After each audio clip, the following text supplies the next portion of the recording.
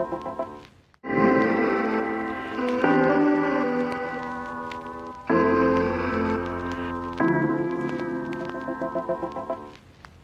Yajnanantimirandhasya Jnananjanashalakya Chakshurunmridam Jena Tasmi Sri Gurave Namah. Hare Krishna, dear devotees, welcome to our ISKCON Bulla official YouTube channel. Today I am going to discuss 86th chapter of Canto 10 of Srimad Bhagavatam, in which it is described how Arjuna kidnapped Subhadra and how Lord Krishna went to Mithila to bless his devotees Bahudasva and Sutadeva. So when King Parikshit desired to learn about the marriage of his grandmother, Subhadra Devi, Sri Shukadeva Goswami said, while touring on pilgrimage, Arjuna heard that Lord Baladeva intended to give the hand of his sister Subhadra to Duryodhana in marriage. Wanting to kidnap Subhadra and marry her himself, Arjuna disguised himself as a renunciant and went to Dwaraka. So affectionate was the disguise, so effective was the disguise that neither Balaram nor any other resident of Dwaraka recognized him. Rather, they all showed him the respect due a Vaishnava mendicant. In this way, the 4 months of the rainy season passed. One day, Arjuna received an invitation to dine at Lord Balaram's home. You see, Lord Balaram's home. There, he caught sight of Subhadra and was immediately overwhelmed with desire for her. That means he had not seen the beauty of Subhadra at that time. Subhadra also desired to have Arjuna as her husband, and thus he glanced back at him shyly. A few days later, Subhadra left the palace and to participate in a chariot festival. Taking his opportunity, Arjuna abducted Subhadra and defeated the Jadavas who tried to stop him. Lord Balaram was at first greatly angered to hear of this, but when Lord Sri Krishna and other family members pacified him, he became joyful and sent the bride and groom off with elaborate wedding gifts. From Subhadra will come this Abhimanyu, which will be described later. There was a Brahmana devotee of Sri Krishna's named Sutadeva who lived in the city of Mithila. By the will of providence, he could earn only barely enough to keep himself and his family alive. Still, he was always satisfied and spent all his time executing his religious duties. King Bahudasa was another great devotee of the Lord, residing in Mithila, a member of the dynasty in which King Janaka had appeared. Bahudasa ruled over the whole province of Videha, yet he remained as detached from material wealth as Sutadeva. Pleased with the devotional attitude of both these great souls, Lord Krishna went on his chariot to Mithila to visit them, taking along Narada and several other learned sages. The people of Mithila greeted the Lord and his saintly entourage with great delight. Bearing various gifts for Krishna, they bowed down and offered obeisances to both him and the sages. Bahudasa and Sutadeva both stepped forward and respectively requested Sri Krishna to visit their homes. To satisfy both of them, the Lord expanded himself and went to each of their homes simultaneously. Not only Lord expanded, all the sages also expanded.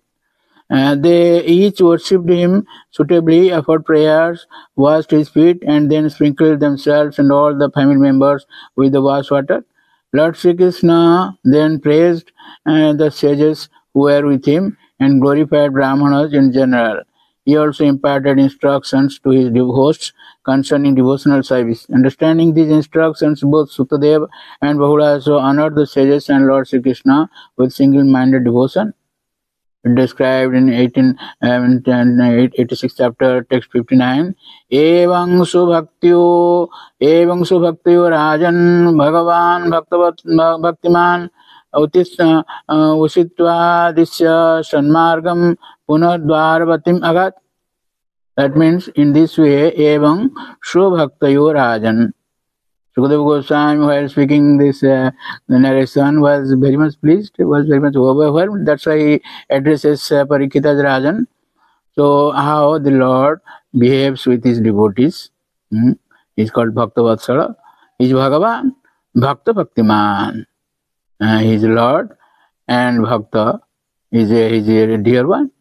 And in this way, this is called bhakti. Bhagavan Bhakta Bhaktiman Usitva Disya Sanmargam.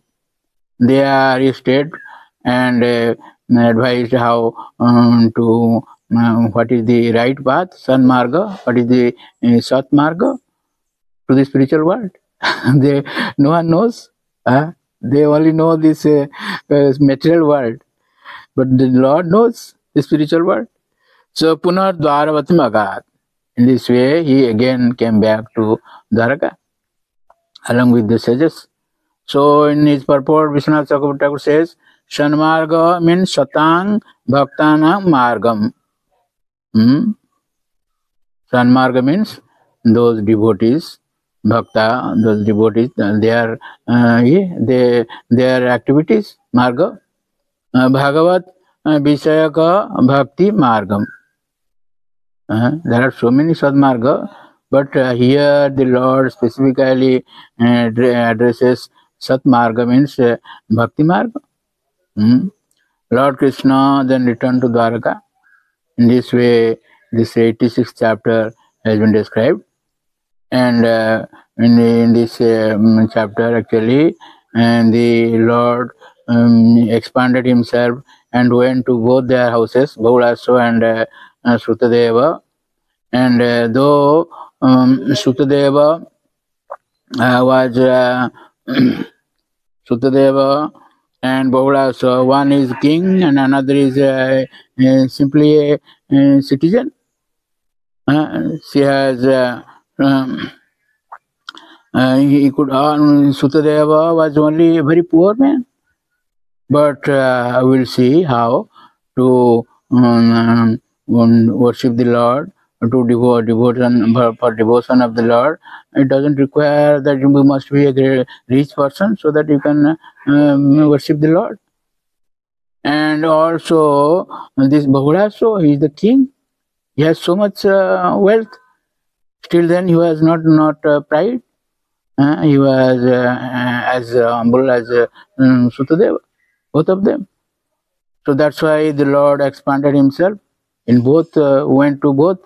And it is described by Acharyas that each was thinking that the Lord is with us and not with that person. Bahula was thinking that the Lord is with me and not with Sutadeva. And Sutadeva was thinking that the Lord is with me and not with the Bahula, like that. It is described vividly in Acharyas, in Vishwanath Chakravarti Thakur. So this is the wonderful pastimes of the Lord. The Lord can do anything. So in this particularly chapter, we understand how the Lord is Bhakta Vatsala. Even if he is a poor man, he can do bhakti. And even if he is the richest person, he can do bhakti. Generally, people with richness, they don't surrender to the Lord because they have so much wealth. They feel proud. And that's why they don't worship the Lord. And the poor persons, they are so afflicted with poverty that they don't have time to worship the Lord or to his resources. But the Lord is so approachable. This bhakti is called Ahituki Apratyata. It cannot be Ahituki. Without any reason, one can do this devotional service to the Lord. And Apratyata, it cannot be stopped. It cannot be, there cannot be any pratyata, means it cannot be bad at any moment, at any situation. So see, this is called bhakti. That is the highest marga, highest path for serving the Lord, for going to the spiritual world. So it is described in various chapters in various Puranas and literatures. So we have the good fortune to hear this 86th chapter of Srimad Bhagavatam 10th Canto. And I will request you to please subscribe, share and like our channel and get the blessings of the Lord.